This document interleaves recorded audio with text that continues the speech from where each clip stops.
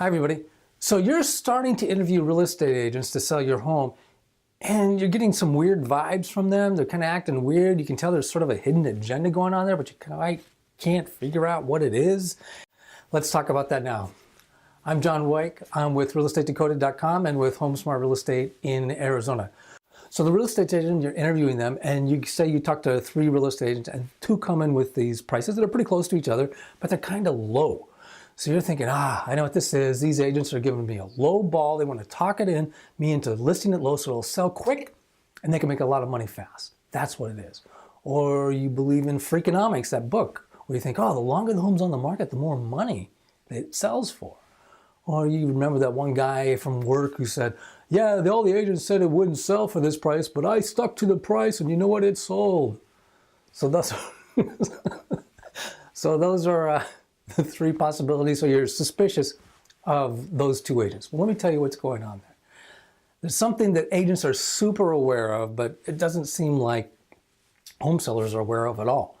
And that's the fact that about 30% of the homes that are listed for sale with a real estate agent don't sell.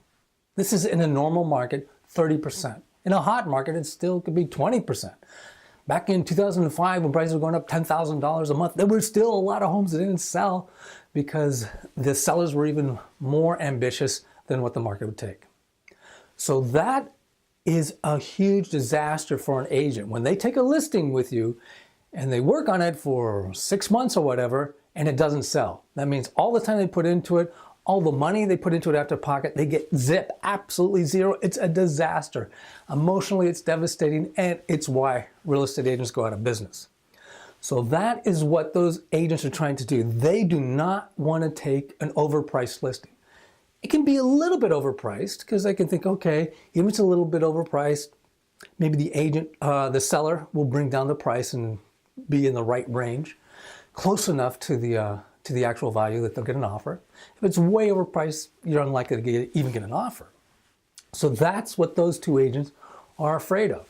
They're afraid of taking an overpriced listing that won't sell and they'll end up with zip for all their work. Now, you're thinking, wow, they're just way underpriced. They're taking advantage of me. Those stories I heard were right. Let me give you another factoid, and that is called the Endowment Effect. It's psychologists and behavioral economists talk about this effect where people feel that things they own are more valuable than things that they don't. For example, they give an example of, they gave all these coffee cups to a bunch of students in Cornell in an experiment. And as soon as they owned the cup, they thought it was worth twice as much as other students who came in.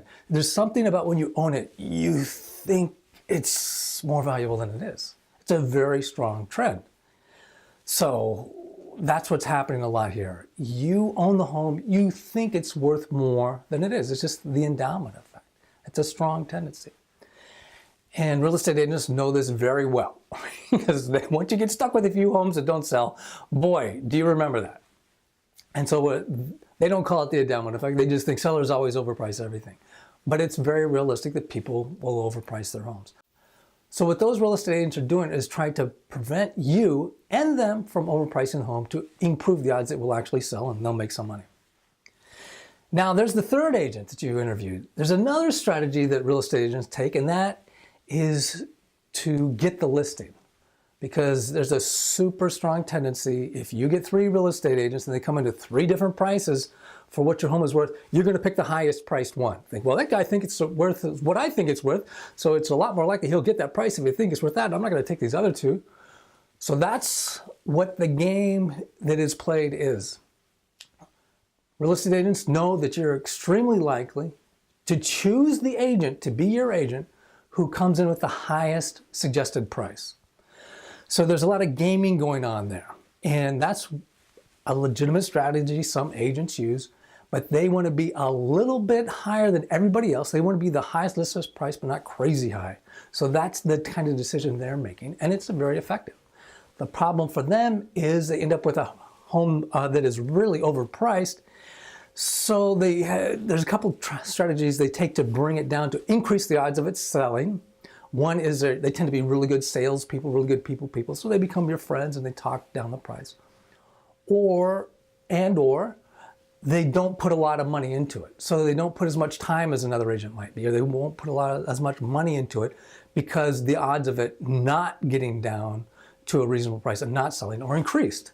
So they reduce that risk by putting less money and time into selling your home. So those are a couple different strategies. They're both legit. I think the vast majority of people are on the strategy of not coming in and starting at a really high list price. Agents that don't have any listings, they got 0 listings at the time, will flex that number higher. If they got a lot of listings, they'll be more tight. But if you got nothing to lose.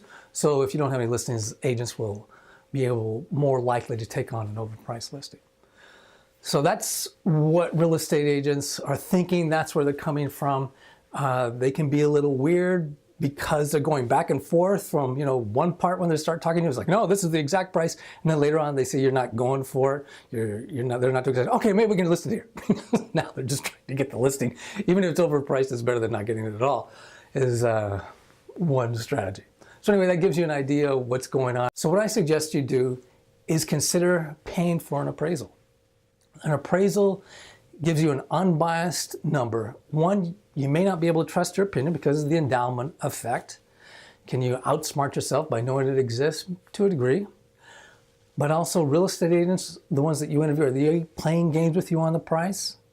One way to get around that is to hire an appraiser. I think in a lot of places people are being penny wise and pound foolish because if you get that price right, it's likely to sell quicker and for a higher price. And in another video, I'll talk about that, how overpricing ends up costing you money. So I'm John Wake with realestateDecoded.com. I hope you enjoyed this and found it useful. If you haven't subscribed to realestateDecoded.com, please do that now. And to the YouTube channel, which is called John at Real Estate Decoded. Hope you found this useful. Thanks, everybody. Appreciate it. Thanks.